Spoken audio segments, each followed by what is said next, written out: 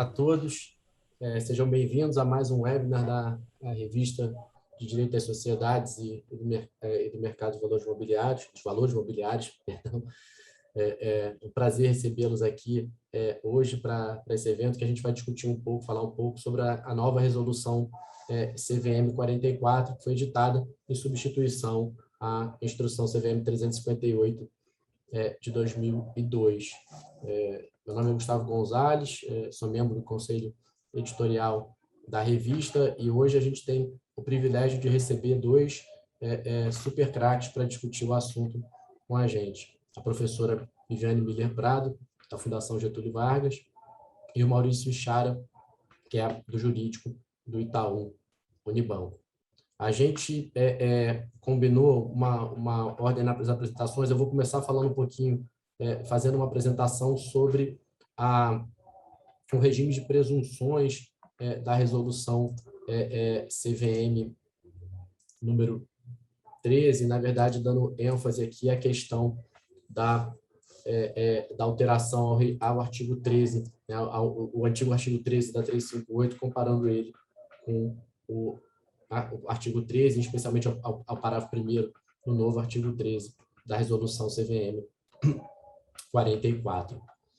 Queria começar lembrando a todos que insider trading, embora seja regulamentado agora na resolução 44, ele é uma matéria disciplinada em lei, positivada em lei. O ilícito do insider trading está descrito em 3 dispositivos, né, no parágrafo 1º do artigo 155, no parágrafo 4º do artigo 155, tipificado como crime no artigo 27D da Lei 6385, e também na 6385 há uma previsão geral, né, de que CVM e Conselho Monetário Nacional devem exercer suas atribuições com o objetivo de coibir o insider trading, proteger os titulares de valores imobiliários e os investidores contra o uso de informação relevante não divulgada ao mercado. Vale notar aqui no começo, até para a gente depois discutir os limites da regulação, até onde pode a CVM ir no exercício do seu poder. Eles, ainda que anunciem de modos ligeiramente diferentes, eles tratam da mesma coisa. E aí eu queria chamar a atenção de vocês para os 4 elementos caracterizadores do ilícito. O primeiro deles, e vou aqui tentar seguir uma certa cronologia, é a existência de uma informação privilegiada, isso é, a existência de uma informação que é relevante, né? Ela é apta a influir de modo ponderável na cotação do valor imobiliário ou na decisão dos investidores de comprar, vender ou manter aquele ativo, e o uso, vocês podem perceber aqui que a existência de uma informação privilegiada é algo que acho que ninguém disputa essa exigência na regra. Acho que fica melhor assim. O segundo elemento caracterizador do ilícito é a questão do acesso à informação privilegiada. Ele consta de 3 dos dispositivos, ele não consta do artigo 4º, inciso 4, a linha C da Lei 6385, mas acho que aqui há uma explicação, né? Ali é um artigo que ele busca mais explicitar essa missão da CVM, do Conselho Monetário Nacional, como eu já disse, do que propriamente descrever o ilícito. Mas o segundo, então, precisa haver uma informação privilegiada, precisa ter acesso à informação privilegiada, e essa informação deve ser utilizada, né? E me parece que a utilização aqui, ela deixa claro o caráter doloso, né? A lei emprega 2 verbos, né? Utilizar ou se valer, né? Valer daquela informação. Ou seja, não basta ter acesso à informação, você tem que empregar aquela informação com o intuito, né, com a finalidade de obter vantagem indevida. E aqui a gente vê que o crime de insider trading, né, o ilícito de insider trading, ele é um ilícito doloso. E, por fim, a questão de negociação com o valor imobiliário, ou seja, até escrevi um artigo de baixa utilidade sobre esse ponto. A rigor, o uso, caso se empregue uma informação privilegiada para uma decisão de não investir, de não negociar, ela, a princípio, ela não é tipificada, ela não corresponde ao ilícito de insider non-trading, perdão, do insider trading. Em geral, eu, quando estava na CVM, me parece que a negociação com valor mobiliário, esse trading, ele é tão evidente que, em geral, a gente nem menciona. Eu costumava a tratar muito mais dos 3 primeiros requisitos e queria chamar a atenção, como eu já disse, que eles são, logicamente, encadeados. Eu não posso ter acesso a uma informação que nem existe e não posso me valer de uma informação que eu não tive acesso. Passando um pouco, passando agora a regulamentação da CVM, queria rapidamente começar lembrando da instrução CVM 31 de 84, que era anterior à 358. Ela foi substituída pela instrução 358. E queria chamar a atenção, em especial, para o artigo 11. A estrutura dela, queria chamar a atenção primeiro. Né? Ela começa replicando, né? Ressalvando a proibição do insider trading no artigo 10, e no artigo 11 ela dá um passo um pouco diferente. Ela veda, como prática não equitativa, a negociação realizada por quem quer que, em virtude do seu cargo, tenha tido conhecimento de informação relevante. Ou seja, a negociação por quem tem informação relevante e negocia antes dela ser divulgada a mercado, a princípio estaria sendo vedada como uma prática não equitativa. A gente pode, uma primeira leitura pode parecer que se eliminou aqui um dos elementos do tipo. A gente viu que, né, que tinha a utilização de informação, e aqui está se proibindo a negociação por quem de posse, ainda que não tenha o uso efetivo. Mas a nota explicativa 26 de 84, ela deixava claro que, na verdade, a intenção não era proibir qualquer negociação, mas proibir a negociação com base, que até é similar à expressão que os americanos até hoje usam, né? Trading on the basis of a material non-public information. Então, a proibição, a negociação com base, a princípio, é aquela na qual se vale de uma informação privilegiada. A instrução 13, ela foi além. A instrução 13, ela no artigo 13, que é o artigo que sempre se entendeu que trata de insider trading, ela enuncia uma série de vedações, ou pelo menos ela traz dispositivos que foram redigidos como vedações. E as vedações são, a primeira delas, do caput, né, antes da divulgação ao mercado de ato ou fato relevante, é vedada a negociação pela companhia aberta, pelo controlador, né, direto ou indireto, por membro do Conselho de Administração, por membro do Conselho Fiscal, ou qualquer outra pessoa, né, com função técnica ou consultiva criada por disposição estatutária. Ou seja, aqui de novo, se elimina esse elemento, né, parece haver uma eliminação de um dos elementos caracterizadores do insider trading, que é justamente o elemento do uso. Eu não vou passar por todas as hipóteses em detalhe, mas queria chamar a atenção, então, que essa vedação, essa presunção geral de que quem negocia de posse de informação privilegiada dela faz uso. Me parece haver uma presunção e um entendimento da CVM que foi se consolidando, né? Também a questão de que o acionista tinha acesso, né? O administrador tinha acesso. Ele é proibido de negociar e não na pendência de divulgação de fato relevante, a norma não explicita que é só aquele que tem conhecimento da informação. Mas são diversas vedações, uma vedação importante da norma, uma norma escrita como vedação sempre teve muito destaque, era o parágrafo 4º também do artigo 13, que vedava a negociação pelas pessoas mencionadas no caput, a gente viu que é um rol bem extenso, no período de 15 dias que antecede a divulgação das informações trimestrais e anuais da companhia.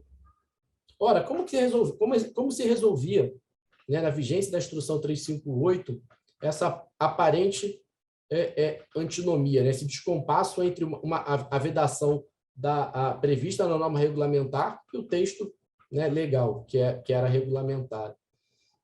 Aqui a referência obrigatória é um voto do então presidente Marcelo Trindade no processo sancionador 04 de 2004, e o Marcelo esclarece, tratando ali especificamente da questão da aparente supressão do elemento intencional, do elemento volitivo, que, na verdade, a regra, né, o dispositivo regulamentar, quando não replicou Na literalidade, a norma legal regulamentada, quando suprimiu essa questão do uso, ela, na verdade, criou uma presunção, teria criado uma presunção de que o insider, ou terceiro ele equiparado, que tem acesso a uma informação e negocia, faz uso, né, daquela informação, faz uso com a finalidade de obter lucro com aquela informação. Esse entendimento, é bom destacar, ele é absolutamente dominante desde então. Esse julgamento, salvo engano, é um julgamento de 2006. Duas divergências pontuais ao longo dos anos, e insider é uma matéria que foi muito julgada. O que a gente viu, então, é que havia uma flagrante, né, ainda falando um pouco da antinomia, um flagrante descompasso entre a norma escrita, né, entre o que estava escrito no artigo 13 da 358 e a forma como ele era interpretado consistentemente pelo colegiado. E mais recentemente, à medida que esses casos foram se avolumando, o colegiado começou a destacar a importância de que a norma fosse reformulada, permitindo, né, sendo no mínimo de uma leitura mais intuitiva, mais clara, que a norma claramente correspondesse à norma, a norma escrita correspondesse claramente à norma aplicada. A gente está falando, então, de presunções, né, pelo menos desde esse voto seminal do Marcelo Trindade, e que corresponde, que presunções seriam essas, né?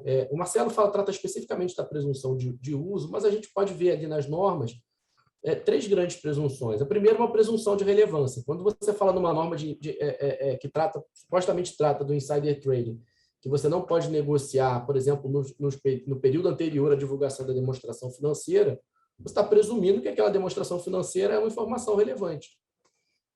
Então, há em certas normas presunções de relevância. Por exemplo, também havia a mesma vedação quando tivesse intenção, né? Voltando aqui rapidamente, a vedação do caput, né? A vedação de negociação, também quando existisse a intenção de promover incorporação, cisão total ou cisão parcial. Ou seja, essa vedação, essa interpretação era de que havia uma presunção de relevância para esse tipo de matéria. Uma reorganização societária, a princípio, parecia ser presumida relevante no segundo texto da instrução 358. A segunda presunção seria uma presunção de acesso, e quando a norma veda a negociação por determinados agentes, dependentemente, pelo menos segundo o texto legal, dependentemente de demonstração de que eles tinham acesso, ali é uma presunção de que certas pessoas, em razão da função que elas desempenham na companhia, elas têm acesso àquela, né, privilegiada, àquela informação que autorizaria o julgador a presumir o acesso. É algo, inclusive, que a IOSCO, no trabalho antigo, já antigo, sobre insider trading, ela recomendava que, pelo menos, o insider primário recaísse sobre ele o ônus de provar que não tinha conhecimento de uma informação privilegiada que existia. Soluções mais modernas, a gente pode falar disso depois, tem, por exemplo, hoje da União Europeia, que afastou a presunção de acesso e trabalha com listas de insiders. A última presunção é a presunção de uso, né? Quem tem a informação e negocia dela, a princípio, faz uso. Eu gosto sempre dessa citação de um julgado norte-americano que fala, né, ao contrário de uma arma carregada que pode nunca ser disparada, uma informação privilegiada que você conhece, você não consegue usar. Acho que quando o Maurício falar, a gente vai falar um pouquinho mais de Chinese Wall, mas aqui é o reconhecimento de que é impossível fazer um Chinese Wall mental, né? Blindar a minha decisão de investimento do fato de eu conhecer de uma informação privilegiada. Nos Estados Unidos, essa questão da presunção do uso, ela era controversa nos tribunais. Então, haviam tribunais que aceitavam com mais facilidade a presunção de que quem negocia de posse de uma informação privilegiada dela faz uso, e outros tribunais exigindo alguma prova, um maior conteúdo probatório para demonstrar que, de fato, aquela informação foi utilizada. E essa é uma prova muito difícil, em alguns casos impossível de ser feita pelo acusador. A SEC, em 2000, editou uma regra, na verdade, uma Regulation FD, de Fair Disclosure, ela é maior do que isso, mas a FD, dentre várias mudanças, ela incluiu a Rule 10b5-1, e é uma regra que, basicamente, nos Estados Unidos, ela considera, a SEC diz, na regra, que aquele que negocia enquanto de posse de informação privilegiada se considera que fez uso, né, que negociou com base naquela informação, exceto se valer de algumas das defesas afirmativas estabelecidas naquela mesma norma. E é diferente do que a gente vai falar aqui hoje, mais adiante, na fala do Maurício, por exemplo, que aqui no Brasil você tem defesas não exclusivas na norma. Na União Europeia, a presunção de uso também já foi consagrada, e aqui trago um caso do Tribunal de Justiça da União Europeia, né, que é o grande tribunal em matéria de direito comunitário, e depois a presunção foi, inclusive, consagrada no Regulamento de Abuso de Mercado, né, o MAR, que é o regulamento de 2014. Esse contexto todo, acho que ele é importante para a gente mostrar, e acho que é um ponto que nós três, quando a gente teve nosso papo de alinhamento, a gente viu que havia um consenso, que, na verdade, não há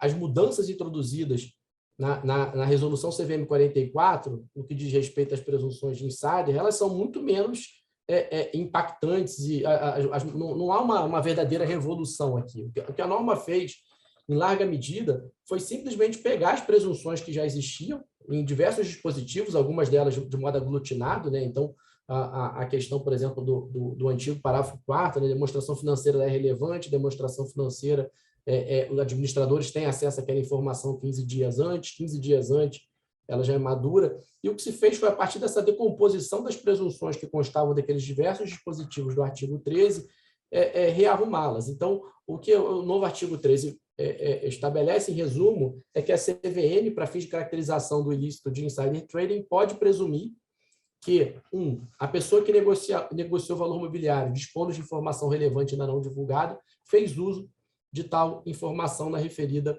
negociação, ou seja, uma presunção de uso. Que acionistas, controladores, diretos e indiretos, diretores, membros do Conselho de Administração e do Conselho Fiscal e a própria companhia têm acesso a toda informação relevante ainda não divulgada. Que essas pessoas que acabo de me referir, bem outras pessoas que tenham relação comercial profissional de confiança com a companhia, ao terem acesso à informação relevante, sabem que se trata de uma informação privilegiada. Uma presunção de que o administrador que se afasta da companhia dispondo de informação relevante ainda não divulgada se vale da informação caso negocie valores imobiliários emitidos pela companhia no período de 3 meses contados do seu desligamento. Aqui uma presunção de relevância, no inciso 5, né? A presunção de que são relevantes a partir do momento que iniciados estudos ou análises, as informações acerca de operações de incorporação, cisão, fusão, transformação ou qualquer forma de reorganização societária ou combinação de negócios. Aqui uma verdadeira novidade, por exemplo, outra forma de combinação de negócios não estava prevista na norma, mudança no controle da companhia, inclusive por meio da celebração, alteração ou rescisão de acordos de acionistas, uma decisão de promover o cancelamento de registro da companhia ou a mudança do ambiente de segmento de negociação. Qualquer uma dessas operações, há uma presunção, a princípio, de que se trata de informação relevante, bem como há uma presunção de que é relevante, né, o pedido de recuperação judicial ou extrajudicial e de falência efetuado pela própria companhia a partir do momento em que iniciados estudos ou análises relativos a tal pedido. É importante esclarecer que essas presunções são relativas e devem ser analisadas em conjunto com outros elementos que indiquem se o ilícito previsto no caput, né, foi ou não de fato praticado e podem, se for o caso, ser utilizadas de forma combinada. Passando rapidamente pelas exceções, as presunções não se aplicam a casos de aquisição por meio de negociação privada de ações que se encontram em tesouraria decorrente do exercício, né, de uma opção de compra outorgada num plano de stock option, ou quando se trata de outorgar ações para administradores num plano de remuneração previamente aprovado em Assembleia Geral. E também não se aplica a negociações envolvendo valores mobiliários de renda fixa quando realizado mediante operações com compromissos conjugados, né? As operações compromissadas. Eu vou deixar esse ponto para o Maurício falar um pouco mais de detalhe, porque esse aqui é uma alteração feita durante a fase de audiência pública para lidar justamente com um questionamento das instituições financeiras. Acho que já estourei o meu tempo combinado aqui e vou passar a palavra primeiro para a Viviane, agradecendo mais uma vez pela presença. Viviane, a palavra é sua. Obrigada, Gustavo. Boa noite a todos. Assim, eu queria agradecer, primeiro, parabenizar a iniciativa, né, da Revista de Direito das Sociedades e de Valores Imobiliários pela discussão, por abrir esse debate franco sobre uma norma que acabou de entrar no nosso regime jurídico relacionado a insider. Agradecer também na pessoa do Romeu e do Gustavo o convite, e também um prazer dividir a mesa com Maurício e Chara, né, assim, essa parte de preparar a fala foi ali 1 hora de uma conversa que eu aprendi muito com o Maurício e com o Gustavo. Bom, a relevância do tema é indiscutível, né, porque uma vez que entendimentos de decisões que foram construídas ao longo do tempo passam por uma norma, né, assim, você passa a ter que interpretar a norma e não se referir a precedentes. Então, trazer a discussão, trazer a compreensão da extensão dessa norma é bastante importante. E assim, uma primeira avaliação me parece que muito positiva, né? Ela tende a dar mais segurança de compreensão de como o regulador trabalha com os sistemas de presunções em casos de uso de informação privilegiada. E o que eu combinei, assim, ou eu acho importante tratar aqui, são 2 pontos, né? Essa presunção de uso, trabalhar das presunções para que depois a gente possa problematizar outras, né, assim, da mesma maneira, ou tentar problematizar, e o outro é a negociação em período vedado, né, essa vedação autônoma que foi não criada, mas que foi também trazida de entendimentos, mas com maior clareza para dentro da norma. Então, por que eu acho que tem que entender bem o uso, né? Ou a presunção do uso é o elemento da norma. O Gustavo, em grande parte, já adiantou, mas porque é dentro, né, a lei brasileira fez essa escolha, né, diferente de outras normas que vêm aparecendo no direito comparado. Então, ele fala valer-se de informação, utilização, utilizar, né, uso de informação. Então, está muito claro, né, que a escolha brasileira é pelo uso, né? E o que é o uso? A existência de causalidade entre a informação e a negociação. Isso significa que aquela negociação se justifica economicamente unicamente em razão de uma diferença informacional, né? E se isso é verdade, e o que o direito brasileiro quer proteger é a equidade informacional, né, uma vez que não se encontra outra razão econômica que não o acesso à informação, isso merece ser, diríamos assim, punido ou de maneira clara e evidente, ficar direcionado para todos os atores de mercado que aquela conduta não é bem vista ou não deve ser naquele mercado, né? Se ele é o ponto, no meu modo de ver, o mais central no ilícito de insider, tanto que na parte penal qualifica como indevida, né, o uso da informação, a vantagem oferida, assim, a importância é igualmente proporcional à dificuldade, né, a dificuldade de se conseguir demonstrar, porque tem relação ali com a intenção, tem relação com as razões daquela negociação. E acho que também o Gustavo já trouxe uma parte, isso não é uma invenção nossa, né? A gente não está trabalhando aqui com uma novidade que né, esse colegiado da CVM trouxe, ou que as decisões construíram esse entendimento de maneira muito singular brasileira. O Gustavo bem falou que em mercados relevantes, no mercado europeu e no mercado dos Estados Unidos, já tem essa preocupação, né? Ou já teve esses posicionamentos da diferença entre usar uma informação ou negociar em posse de, altamente discutido na literatura e em casos como se trabalha com essa dificuldade, né?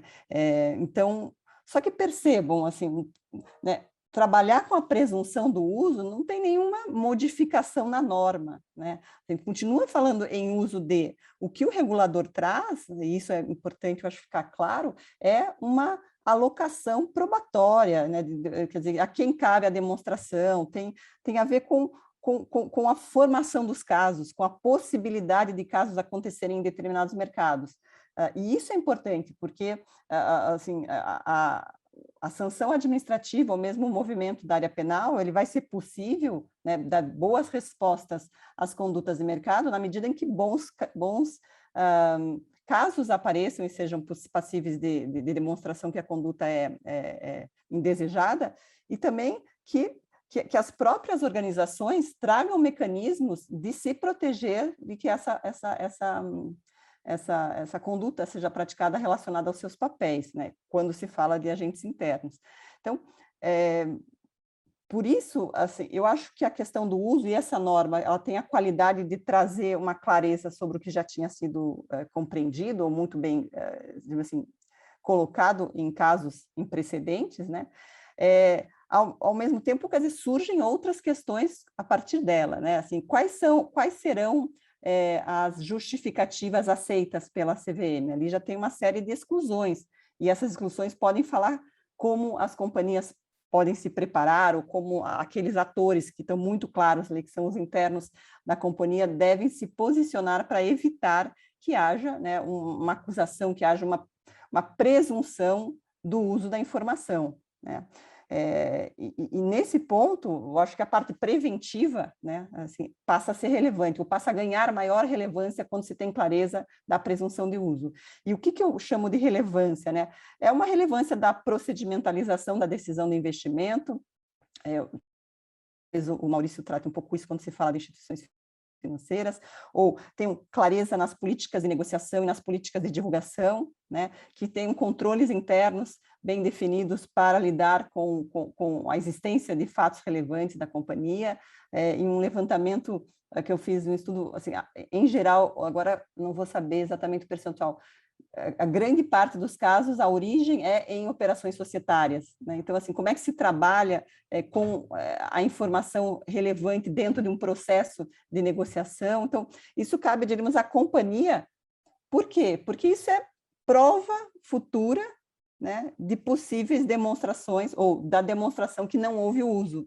Eu consigo demonstrar que essa decisão teve este caminho. Quer dizer, você tem uma boa política de negociação que vai proteger, assim, ela é vista como uma forma protetiva, né? Assim, os instrumentos, por isso que tem talvez essa norma tenha esse potencial de conscientização e melhora dos mecanismos internos, da autorregulação mesmo, da regulação privada do insider, como complemento da norma. Eu acho que tem um potencial essa clareza. Sob o ponto de vista, diríamos assim, da área técnica da CVM, isso também é irrelevante, né? Quer dizer, ter clareza de como montar um bom caso, né? Eu lembro que uma vez eu apresentei uns dados em um congresso norte-americano e eles olhavam assim, ai, como vocês perdem caso, né? E você vai falar assim, não, aqui é obrigatório levar adiante, aqui ninguém fica escolhendo casos bons e casos ruins. E assim, assim, o quanto o futuro colegiado, né, vai levar a sério as presunções.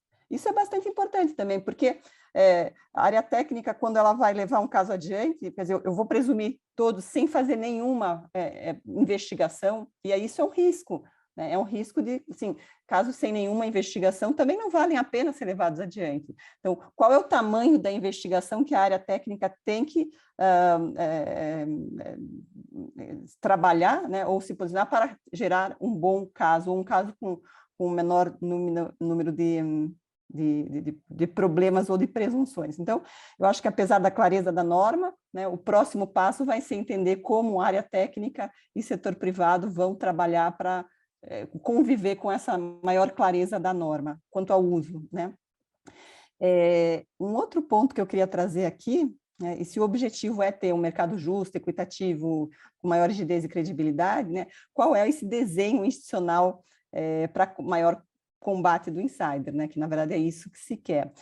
E assim, eu escutei alguns argumentos ou algumas opiniões sobre essa norma que diziam assim, olha, a CVM não pode inverter o ônus da prova, porque a prova, né, no nosso sistema jurídico cabe a acusação, e eu vou colocar aqui uma questão, eu nem dividi isso com o Gustavo e o Maurício, mas que me veio à cabeça, e eu, assim, se for bobagem, por favor, ignorem, tá? Mas assim, é possível o indício, né? É possível a prova indiciária, né? Então, dentro de um processo, eu consigo criar os indícios que me levam à convicção que há ali o uso da informação privilegiada, né? A presunção não seria uma antecipação dessa prova indiciária, quer dizer, quando eu presumo, ou eu acho uma presunção legal que nessas situações, né, eu tenho posições e questões suficientemente desenhadas para eu presumir o uso de uma informação, né? Será que isso não é só uma diferença de local ou de onde fazer essas presunções, né? Na prova indiciária é muito mais concreta, eu acho,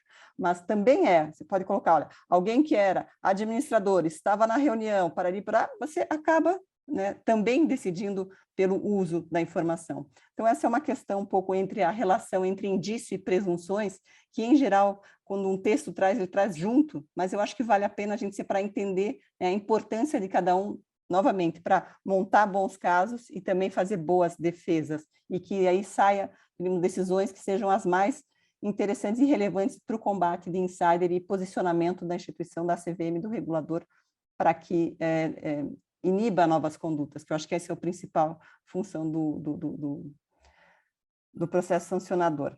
Então, agora eu queria colocar, então, olhar para uma outra parte da resolução 44, que é de período vedado, né? Então, o artigo 14 traz essa proibição no período de 15 dias que antecedem a divulgação das informações contábeis trimestrais e das demonstrações financeiras anuais, né? Ele impede, né, que alguns companhia, acionista controlador, diretor, membro do conselho de administração e conselho fiscal ficam impedidos de negociar. Então, aqui, enfim, eu acho que até o Gustavo é muito mais apto que eu para falar, mas esse entendimento também decorre de um entendimento anterior que apareceu nos casos de quase de uma necessidade, né, assim, que no ideal deveria ter uma proibição própria e autônoma e objetiva, de maneira que isso não se confundisse com o ilícito de insider trading.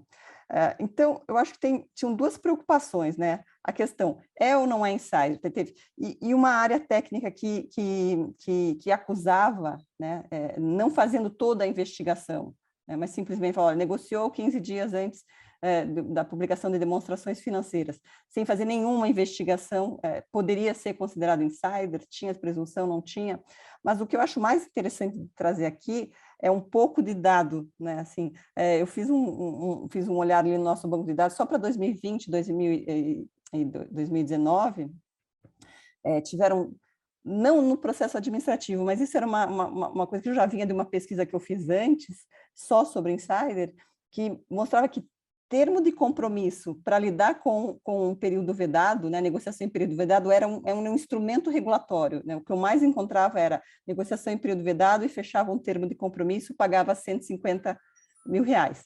E nesses 2 anos, né, nos 2 anos que passaram, a gente encontrou exatamente esse resultado. Né? Tiveram eu acho que eu já falei isso, né? Tiveram 2 casos em 2020, 3 casos de termos de compromisso, 2 termos de compromisso firmados em 2020 e 3 em 2019, né, cuja a conduta ali descrita era negociação em período vedado.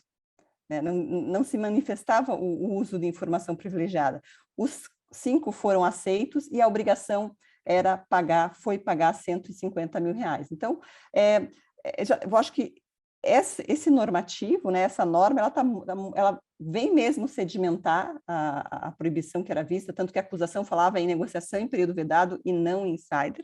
Né? Isso fica claro, acho que traz maior clareza à norma. E eu penso que o desafio, né, assim, que para tentar entender o dia seguinte dessa nova norma é como vai se lidar com nova dosimetria da pena, com uma norma nova, né? Quer dizer, a gente não está mais lidando com o uso de informação privilegiada, é uma conduta específica. Então, acho que esse é um ponto que merece atenção, de olhar como daqui para frente o processo sancionador vai andar para essa conduta agora, né, de vedação específica e isolada. E uma outra problematização aqui quer dizer, afasta-se a hipótese de insider quando se tem período vedado, né? Assim, ou ainda pode haver a acusação, e como é que a área técnica vai fazer, mas eu acho que essa é uma hipótese muito mais sibilina do que real, porque imagino que é uma área técnica que vai fazer vai fazer a acusação na vedação, e não... E nessa norma agora indo para o final, tem relação com a esfera penal. Acho que esse foi um benefício dessa clareza, né? Porque o uso de informação privilegiada é crime pelo 27D da Lei 6385, E qual que era a questão? Você tinha, por exemplo, esses termos de compromisso, cuja a conduta mencionada era negociação em período vedado, mas que em grande parte se ligava, né, à proibição de uso de informação privilegiada. A princípio, o regulador precisava comunicar ao Ministério Público assim, a existência dos indícios, né? Quer dizer, ele comunica não quando tem a certeza, mas quando tem ali uma possibilidade. Então, existia para desenho institucional e relação entre áreas, é muito prejudicial essa dúvida se deveria ou não comunicar, ou se comunicava sem ter feito uma investigação mínima de verificação dos elementos do tipo de uso de informação privilegiada. Porque, sob o ponto de vista do desenho institucional, há digamos assim, uma comunicação de casos que pouco tendem a prosperar, né? E aí só inflam a quantidade sem que dê uma resposta adicional interessante.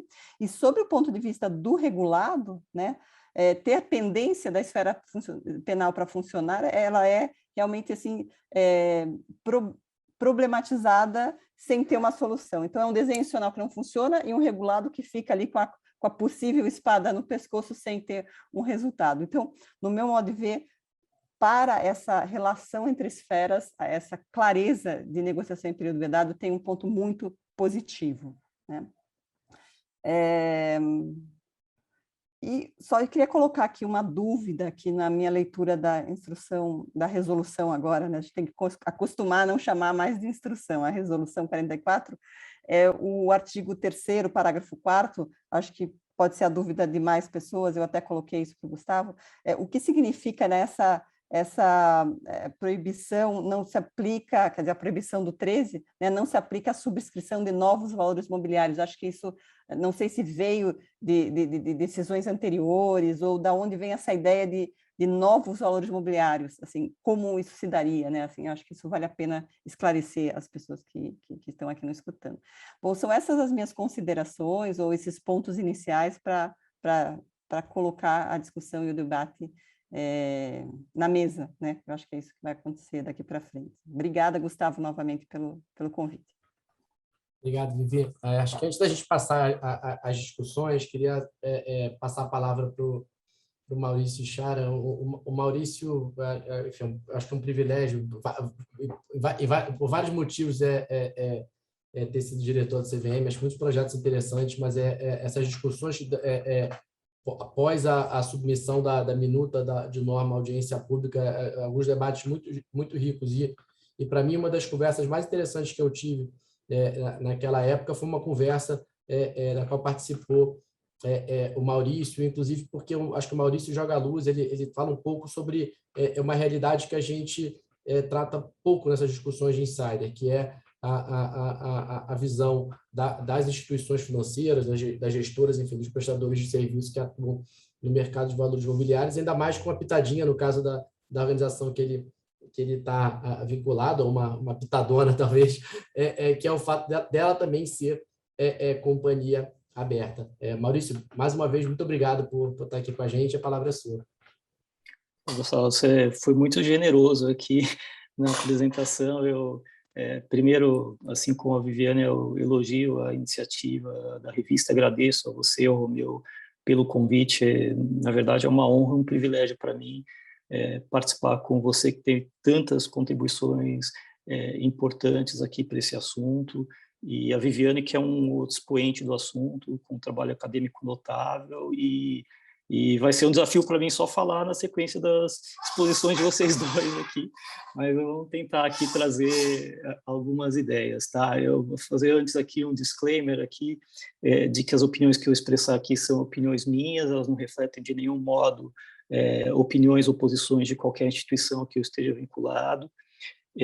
Acho que também vale um disclaimer aqui mais explicativo de que a minha atuação profissional não é no âmbito societário ou de relações com investidores de companhias abertas, é mais naquele campo dos profissionais de mercados financeiros e capitais, que eu acho que essa é uma primeira observação importante, eles podem se ver na esfera de a aplicação dessa norma no âmbito das suas atuações de maneiras um pouco menos óbvias e um pouco menos comentadas, né? Como o Gustavo bem colocou.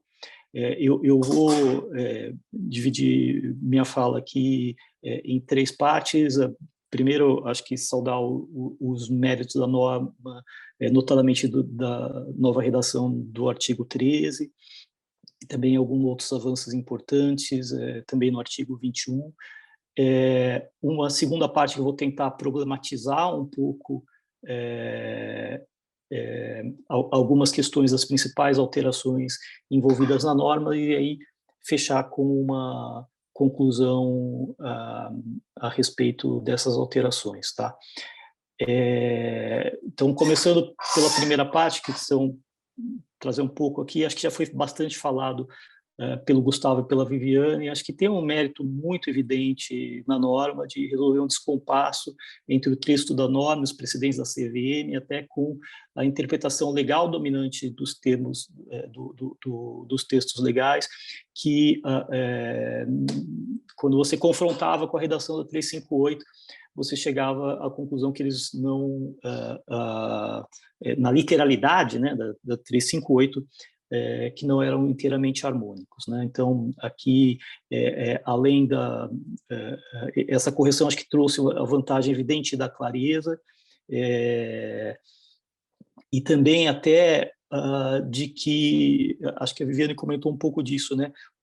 Ela acaba trazendo do próprio texto na norma, e foi dito isso num evento na semana passada também por um representante da SDM, o próprio raciocínio lógico que normalmente é percorrido na avaliação do ilícito, que não deixa de ter um papel didático aqui para todo mundo que lida com essa norma. Eu acho que isso também é importante. Acho que onde a norma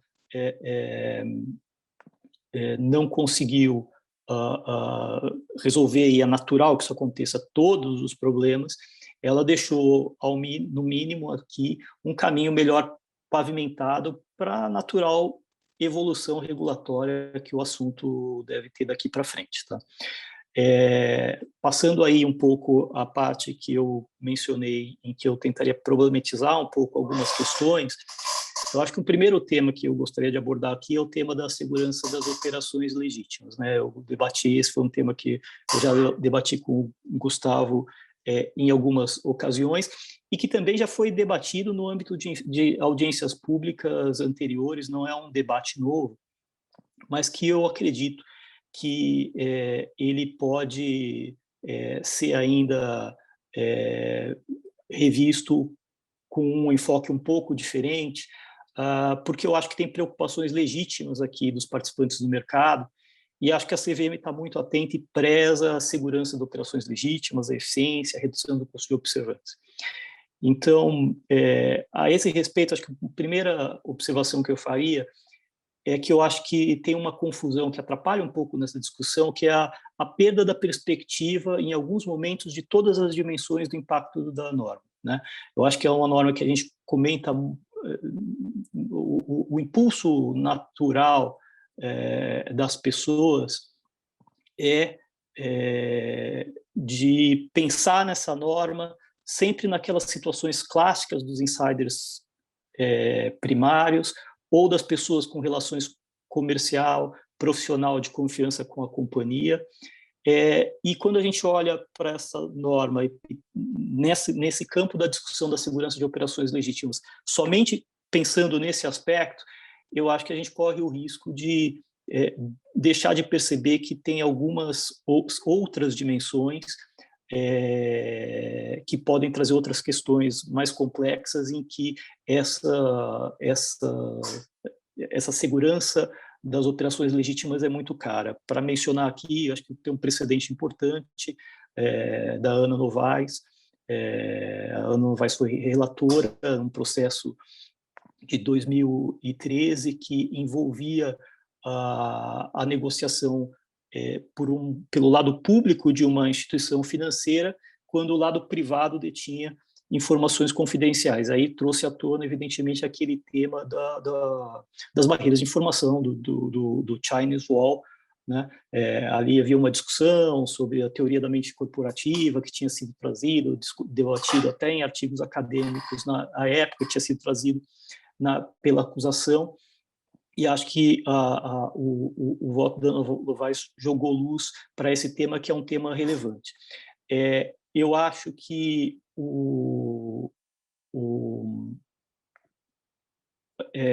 talvez, se a gente olhar de uma perspectiva de direito comparado, né, a regulamentação europeia, o Market Abuse Regulation, ele traz algumas disposições importantes,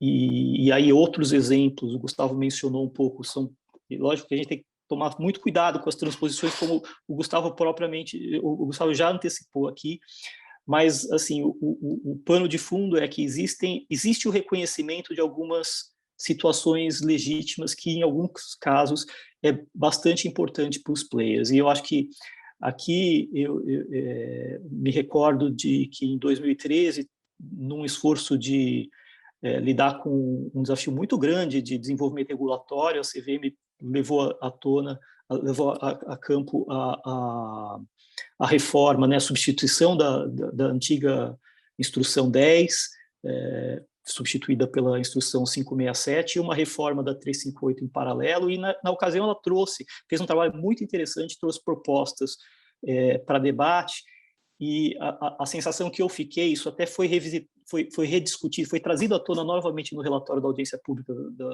da CVM, agora, no âmbito da reforma que originou a Resolução 44, de que ali alguns comentários do mercado acabaram, com o perdão do lugar comum, jogando o bebê junto com a água de banho, né? Porque a gente perdeu, acho que ali, uma oportunidade de a CVM tendo colocado essas provocações. A gente poderia olhar para as disposições, bom, mas essa aqui, eu preciso acertar aqui, ali, é natural do processo de audiência pública, né? Mas o que acabou acontecendo foi que se desistiu disso, isso até voltou à tona numa decisão do colegiado anos depois, em que aí surgiu uma dúvida se o fato da CVM ter recusado a adoção daquelas disposições acabava criando um impedimento, né, para certas negociações, e aí o Gustavo deu um voto muito esclarecedor e muito oportuno, explicando que isso não acontecia, né? Mas, enfim, acho que eu acho que aqui a gente tem espaço para eventualmente pensar no futuro da forma como for mais conveniente, né? Tem várias abordagens possíveis, e acho que tem um papel do mercado importante aqui para a gente tentar avançar um pouco nessas, fornecer maior segurança aqui para essas operações legítimas do mercado, tá? Uma segunda observação um segundo tema que eu precisaria abordar aqui, naturalmente, é o da vedação objetiva, e aqui, por humildade e pragmatismo, eu não vou entrar nos debates mais cascudos, que houve muito comentário na audiência pública, aqui tanto sobre a conveniência, aspectos de legalidade, acho que vozes muito mais qualificadas do que eu, inclusive a dos que me precederam aqui nesse painel, se manifestaram a respeito do tema. O que eu estou pensando, o que eu gostaria de discutir é um aspecto mais pragmático aqui, né? De como é que, considerando que a vedação está lá, né? Como é que ela vai ser tratada? E aí, acho que um primeiro aspecto a observar é que eu acho que a CVM andou muito bem em reconhecer a exceção para as negociações, dar a exceção para as negociações realizadas por instituição financeira no curso normal de seus negócios, além das outras exceções que ela criou. O Gustavo mencionou aqui o caso das compromissadas, né, que são operações que tipicamente não há transferência da exposição de risco ao ativo objeto, né, não há uma mudança na posição direcional das partes, então é plenamente justificada a exceção. Mas eu acho que a CVM andou bastante bem nessas exceções. Agora, ao mesmo tempo, acho que não houve aqui, não se replicou aqui algumas das exceções que estão previstas lá no Market Abuse Regulation. É uma coisa que pode ser que em alguma situação, o que eu fico pensando é o seguinte, né?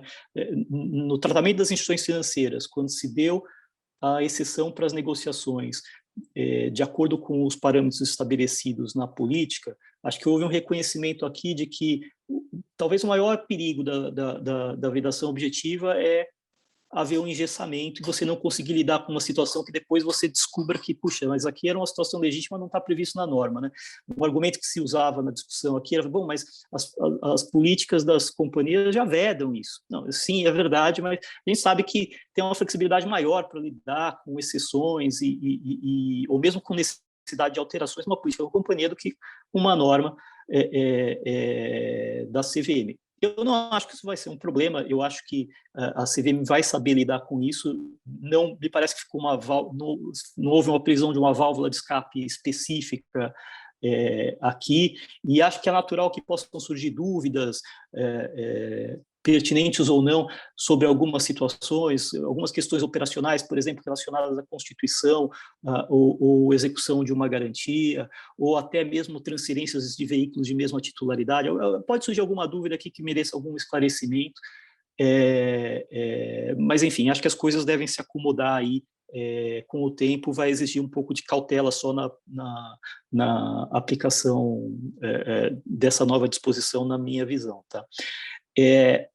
Eu acho que tem um tema também um pouquinho mais complexo que foi comentado no relatório. A CVM não acatou um pleito relacionado a algumas situações envolvendo operações com derivativos, por conta da variedade das situações envolvidas. E aqui eu acho que exatamente por conta da variedade das situações envolvidas pode ter alguma discussão aqui para distinguir situações entre outras. É um tema que eu acho que a gente pode pensar um pouco mais aqui. Eu mesmo estou digerindo isso. E, de qualquer maneira, também as exceções previstas nos incisos 2 e 3 do parágrafo 3º do artigo 14 também já, em alguma medida, tratam de algumas dessas situações, tá? Então, aqui acho que tem um pouquinho mais de trabalho pela frente, mas de uma acomodação natural. Sobre os planos de investimento, outro tema que merece aplausos aqui pelos avanços, e mais uma vez a contribuição, inclusive acadêmica, do Gustavo é importante, mas como o objetivo aqui é problematizar aqui da minha fala nessa parte, eu lembraria da situação daqueles gestores de recurso que no exercício da sua atividade, às vezes de modo instrumental, eles acabam assumindo o papel no conselho de uma companhia aberta ou indicando alguém próximo para exercer esse papel. Teve um voto antigo do Pedro Marcílio, ainda, em 2006, que reconhecia essa situação como possível, uma situação peculiar e delicada, que foi objeto de uma decisão mais recente, que acho que até o Gustavo relatou há cerca de 3 anos. Não foi 3 anos? Não? Essa daqui, tá bom. Então, mas tem uma decisão... Não teve relator, no caso. Não teve relator? Não, quer dizer, quem relatou foi a área técnica. Tá bom. Então, mas acho que é uma decisão de uns 3 anos, né, Gustavo, mais ou menos, aqui de 2018, coisa assim.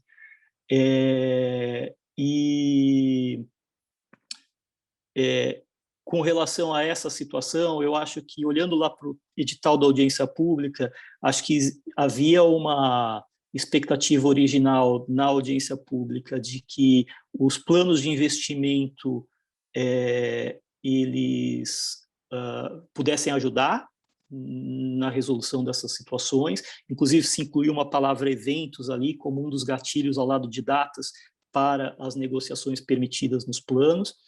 No decorrer da audiência, eu acho que foi se problematizando e foi se vendo que esse caminho talvez seja possível, mas que existem alguns desafios, inclusive houve pleitos na audiência pública, não é um caminho tão trivial assim. Uma outra possibilidade que era prevista na própria decisão do colegiado é a de construção de medidas que garantam a independência e isenção, a gestão dos fundos em relação aos sujeitos que se enquadrem nas vedações, presunções da norma. Lembrando que, ao tempo da decisão, a gente não tinha ainda a vedação objetiva, a gente só tinha as presunções, então agora a gente tem que olhar para isso também da perspectiva da vedação objetiva.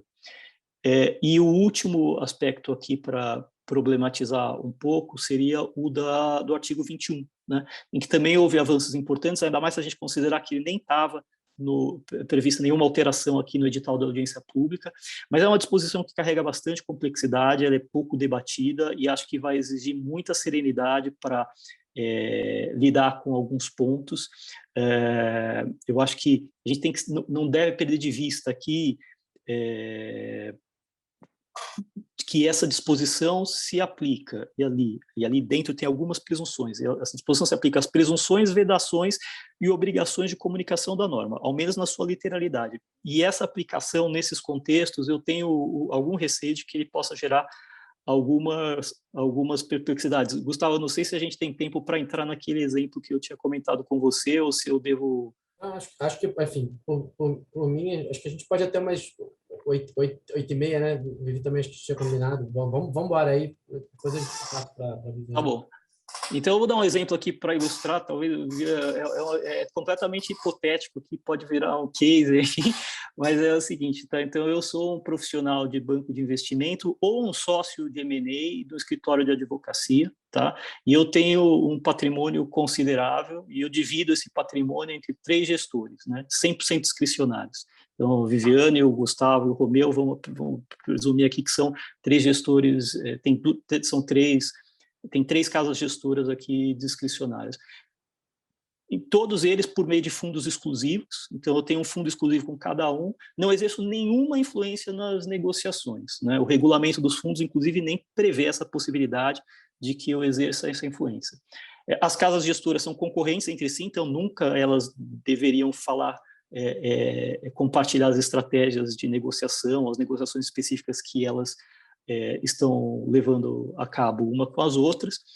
E eu também, nesse meu exemplo, jamais opino como esses gestores vão votar nas companhias nas quais os fundos, os meus e os de outros investidores, detêm participações, né? Então, gestão totalmente discricionária também nesse aspecto.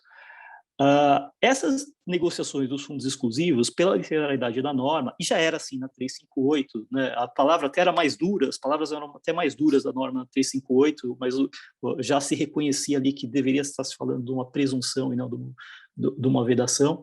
Essas operações de fundos exclusivos são presumivelmente negociações indiretas minhas como cotista. Agora, evidentemente, essa é uma presunção que eu deveria ser capaz de derrubar.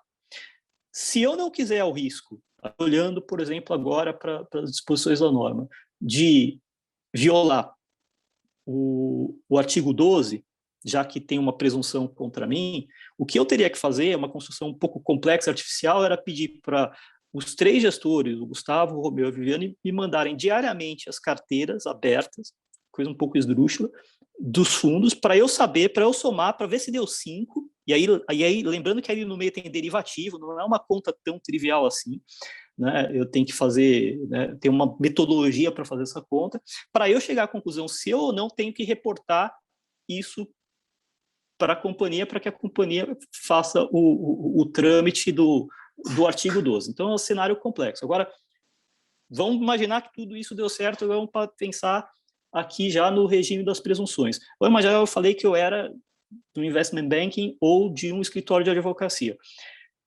Vou imaginar que agora o meu escritório foi contratado para um M&A, né, de uma companhia aberta. Puxa, agora eu tenho uma informação relevante, eu estou sentado em cima de uma informação relevante.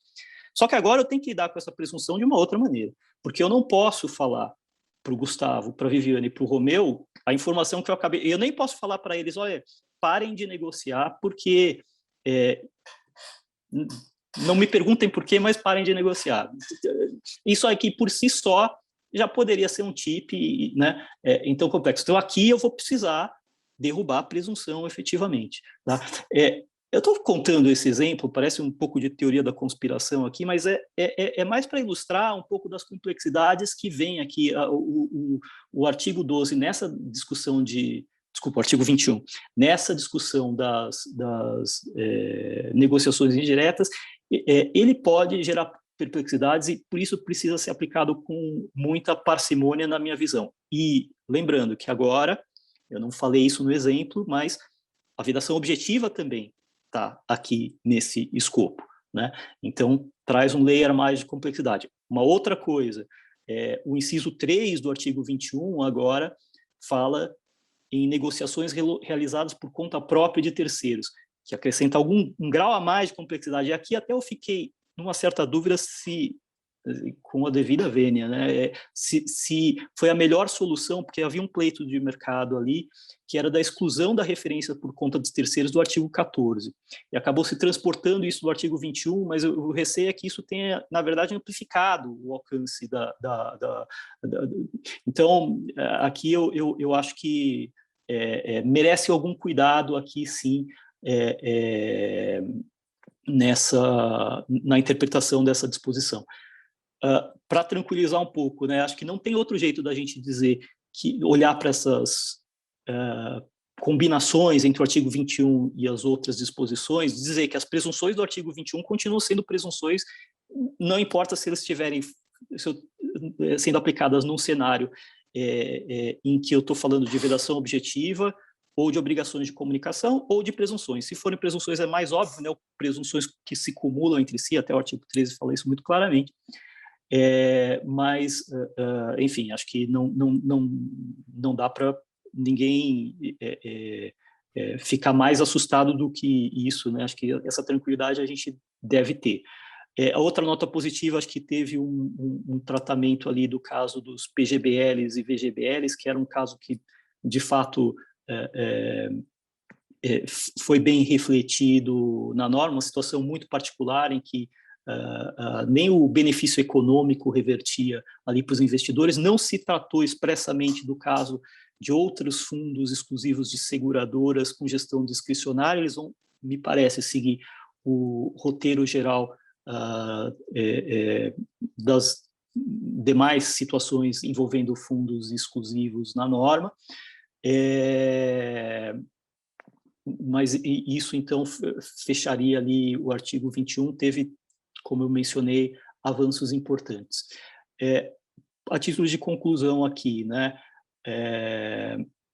eu acho que vai ter um período de acomodação inicial, aliás, aqui até uma observação final, não tem uma vacatio legis na regra, a regra já está em vigor, né, acho que tem um período de acomodação natural dos players, na revisão das políticas, é importante estar atento por isso, o processo de audiência pública é muito rico, a gente aprende bastante coisa com ela, é hora de revisar as políticas e pensar nessas coisas, inclusive o caso das instituições financeiras, né, que tem agora a exceção lá do inciso 3 do parágrafo 3º do artigo 14, mas, em linhas gerais, a norma trouxe avanços importantes, ela trouxe uma robustez conceitual, ela aborda temas complexos e delicados, essa robustez conceitual que ela trouxe pode, inclusive, ajudar nos avanços futuros, né, com essa clareza. Os temas complexos e delicados vão exigir bom senso e serenidade da aplicação, falei ali da vedação objetiva e do artigo 21 em particular. Acho que nessa aplicação, por conta daquelas dimensões diferentes de impactos que tem, né, o lado público, né, das instituições, por exemplo, também são impactados pela norma, de uma maneira menos óbvia e menos evidente. Então, o regulador ali, as diferentes equipes técnicas envolvidas, acho que as interações entre elas também vão ser importantes aqui para esse processo de interpretação da norma, e acho que eventos aqui como esse que a gente está, né, que a RDSVM promove aqui com profissionais como o Gustavo e a Viviane ajudam muito também nesse sentido. Obrigado, Maurício. Vou começar só retomando um ponto que a Viviane fez. Eu confesso, depois que a gente falou, Vivi, eu fui até olhar a norma e acho que ela ficou estranha. Assim, aí confesso que talvez tenha uma explicação melhor, mas dois pontos me pareceram estranhos. A gente está tratando aqui, pessoal, o comentário da Viviane foi a respeito do parágrafo 4º do artigo 13, né? E aí ele fala que a proibição de que trata o caput não se aplica à subscrição de novos valores mobiliários emitidos pela companhia sem prejuízo da incidência das regras de que dispõe sobre a divulgação de informação.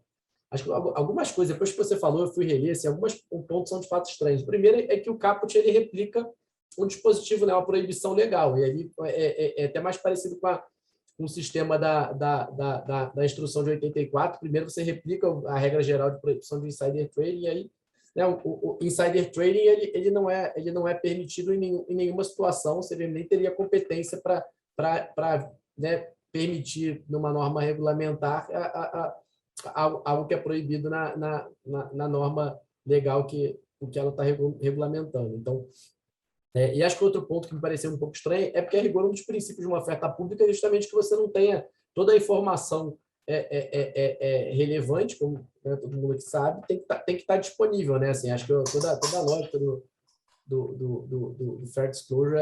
Então, eu achei um pouco estranho, acho que o Maurício quer.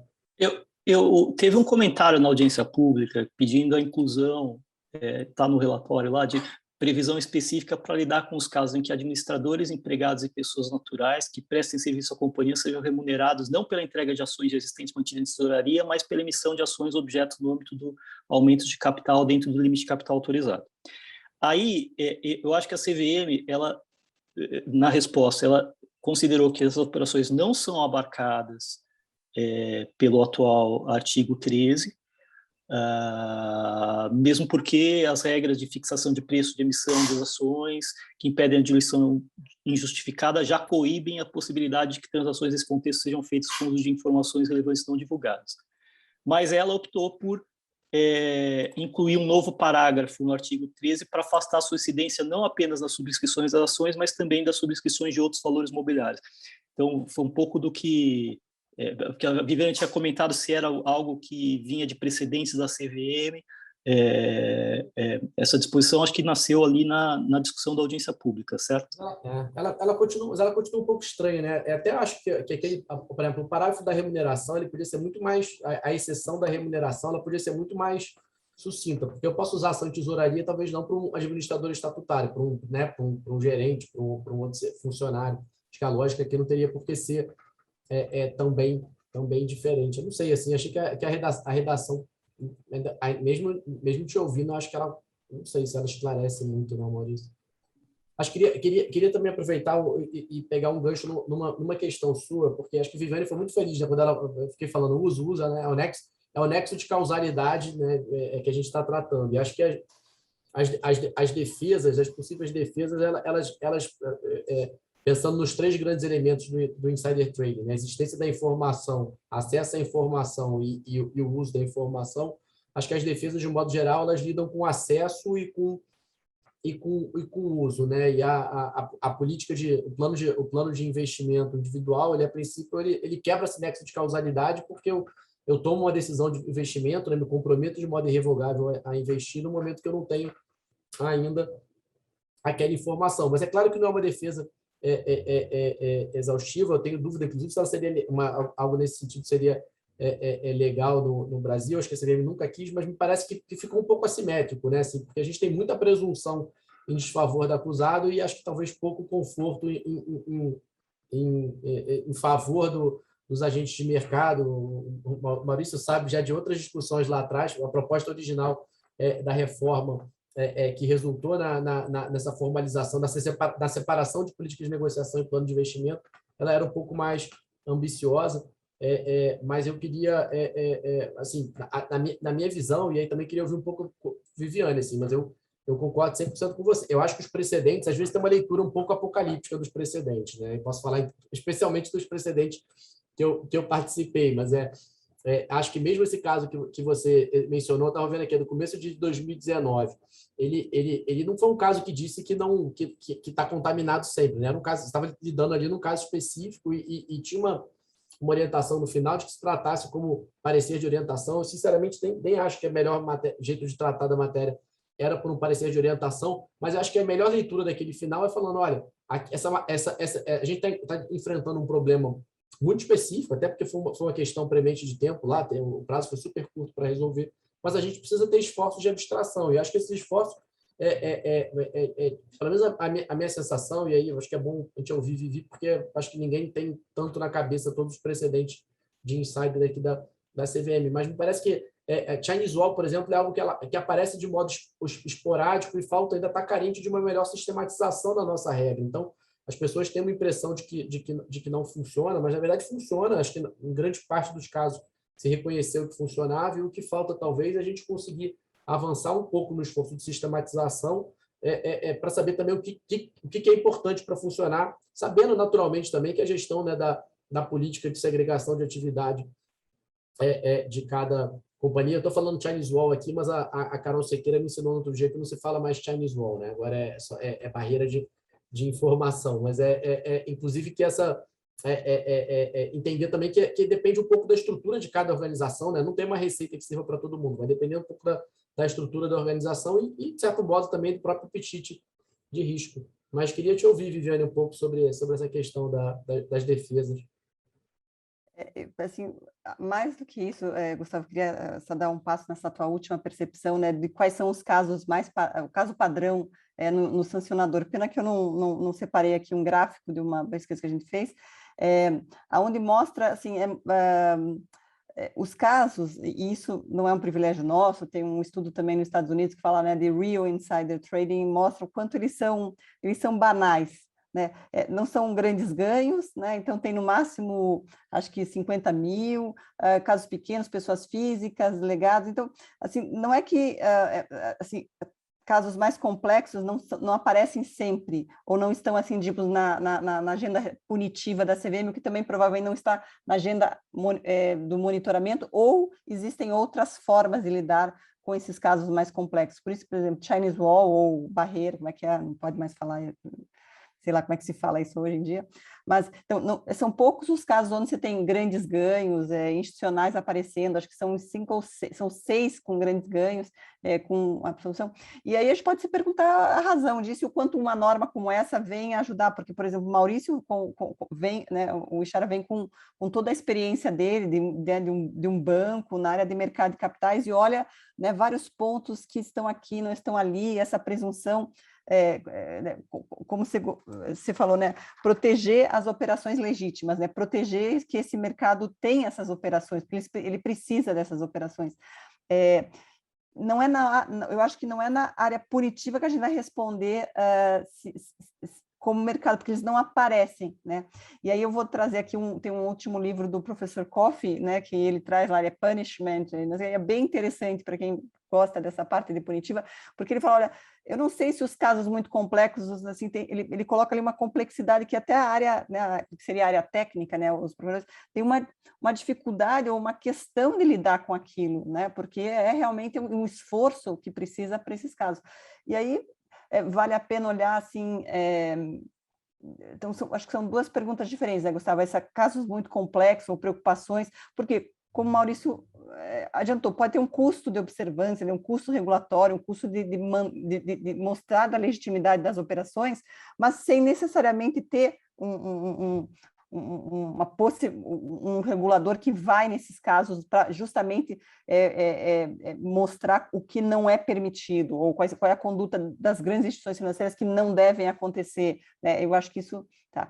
E outra questão... Se eu puder pegar só desculpa te interromper, Viviane, mas só para não perder o raciocínio, porque, por outro lado, eu fico pensando assim, a gente tem um cenário, um mercado marcado por alguns grandes conglomerados aqui, polifuncionais, né, que desempenham várias atividades. E acho que o fato da gente... É difícil, porque você trabalha muito com o número que tem, né? Mas, assim, às vezes eu acho que a gente também pode pressupor um pouco, é claro que é um exercício mais falho, mas o fato desse pessoal não estar sendo corriqueiramente processado, eu acho que é indício de que algumas políticas funcionam, porque a gente sabe também que o grande conglomerado, né, o banco de investimento que está olhando um M&A, ele não está contaminando, não fica todo o braço...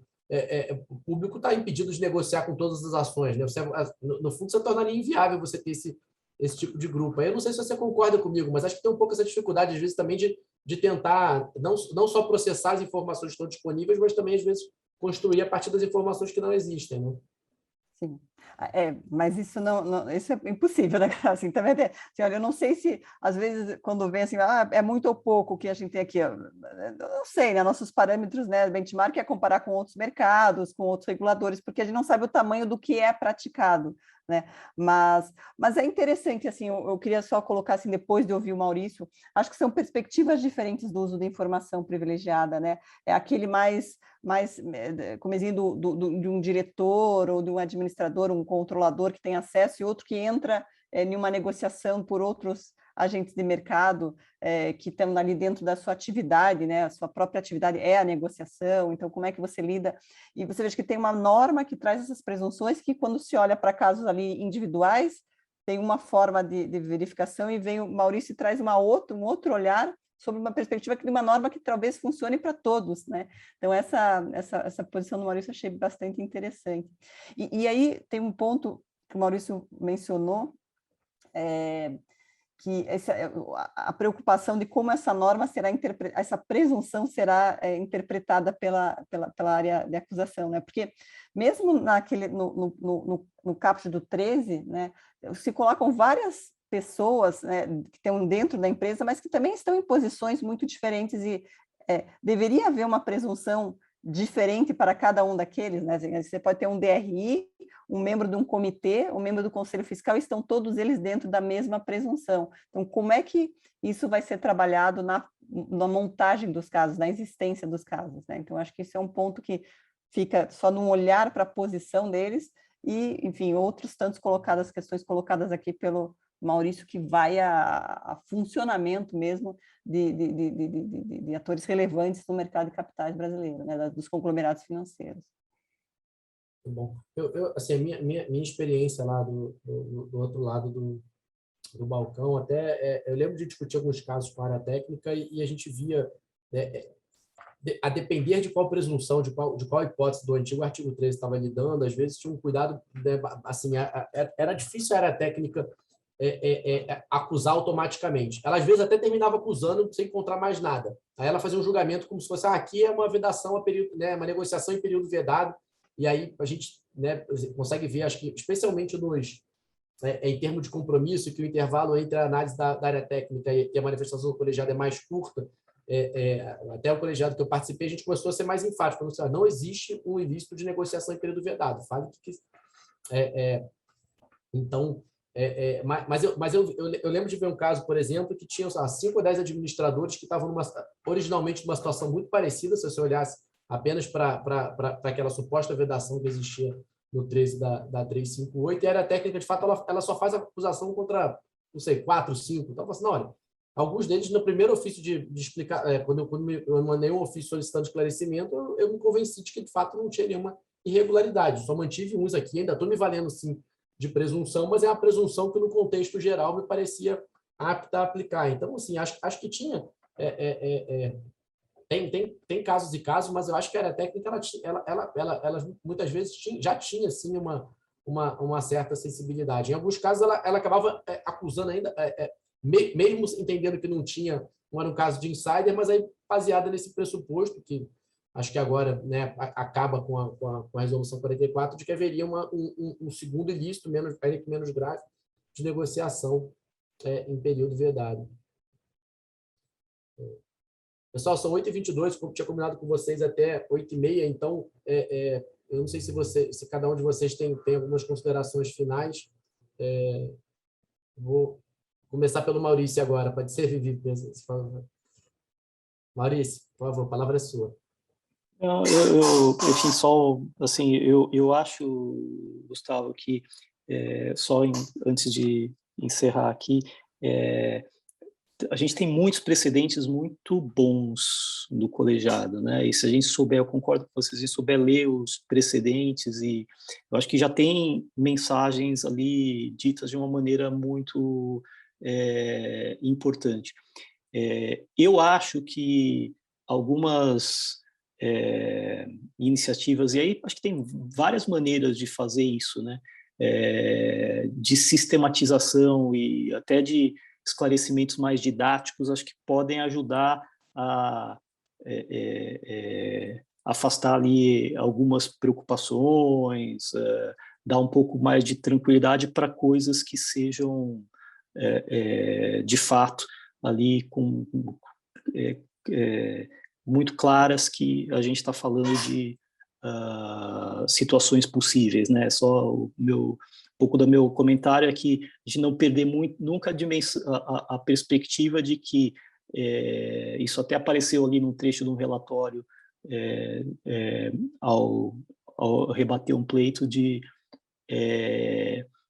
que essa norma também tem essa aplicação para essas pessoas do lado público das informações que, regra geral, lidam sob essa premissa de que não tem informações, mas que às vezes, por conta de que existe um lado privado, perdão, de que existe um lado privado, por exemplo, na mesma instituição, se vem na necessidade de demonstrar ou de fazer alguma variação aqui, tá? Eu não tenho nenhuma nota final, não. Acho que apenas agradecer aqui e dizer que foi muito rico, muito bacana ouvir vocês aqui, aprendi muito e, enfim, espero aqui ter contribuído um pouco aqui com a discussão. Ajudou muito, Maurício. Vivi, a palavra é sua para suas considerações finais. Eu acho que, assim, seguindo o Maurício, não tenho grandes considerações. Eu acho que só retomando o nosso início, né, que tem um benefício em trazer, em esclarecer essas presunções, e acho que dessa norma nascerão outros desafios, né? Talvez daqui a 5 anos, quando a gente voltar a conversar, essa presunção assim, assada, mas isso é natural. E vai depender, né, como eu acho que mencionei, tem a área técnica, como ela vai trabalhar com a nova regra, e como os agentes privados mesmo vão se valer, como diz Maurício, para atualizar suas políticas, seus planos de investimento, quer dizer, trabalhar de forma séria para que a regulação privada, né, seja um colaborador para a inibição de condutas e de novos casos surjam. Então, acho que é um novo desenho para se pensar o combate de uso de informação privilegiada que a norma proporcionou. Obrigado, Viviane. Obrigado pela presença hoje. Foi ótimo te ouvir, como sempre. É muito bom te ouvir. Talvez, assim, minha consideração final, acho que a gente já sabia, né? Acho que pelo menos o papo de alinhamento, se tinha alguma dúvida que para mim tinha ficado, assim, que ia ser um papo que a gente ia se divertir e que ia faltar tempo, né? Acho que, assim, tem muito assunto ainda para a gente desenvolver. Então, quando você falou que daqui a 5 anos a gente discute, acho que é talvez um convite para a gente não demorar 5 anos para voltar a discutir o assunto, porque acho que tem muita discussão que a gente precisa avançar e talvez um convite mesmo, uma provocação ao próprio mercado, que acho que a CVM avançou muito em discussões do 358 no período que eu estava lá, não só em sancionador, mas em alguns casos de consulta. Assim, acho que a gente precisa ir mais à CVM também e testar e fazer provocações e tanto SDM quanto CEP, eu acho que são áreas que, né, as áreas de CVM, de um modo geral, estão muito abertas hoje a tentar entender os problemas e opinar. Às vezes né, nem sempre vai ser a resposta que todo mundo quer, mas aí, às vezes, mesmo né, em certos casos, mesmo uma resposta negativa, no mínimo, ajuda a pavimentar e dar mais clareza sobre qual é o caminho a ser seguido. Mas queria, por fim, aqui agradecer a todos pela presença, agradecer meus colegas de revista também por todo o esforço da organização. Eu que apareci hoje aqui, mas esse evento aqui é esforço de vários dos meus amigos, Romeu, Léo, Arthur, que fez a arte, as meninas que ajudaram na divulgação, Marília, Júlia, todo mundo que estava participando aqui, ajudando ao evento sair. Então, muito obrigado a todos, boa noite, fiquem bem.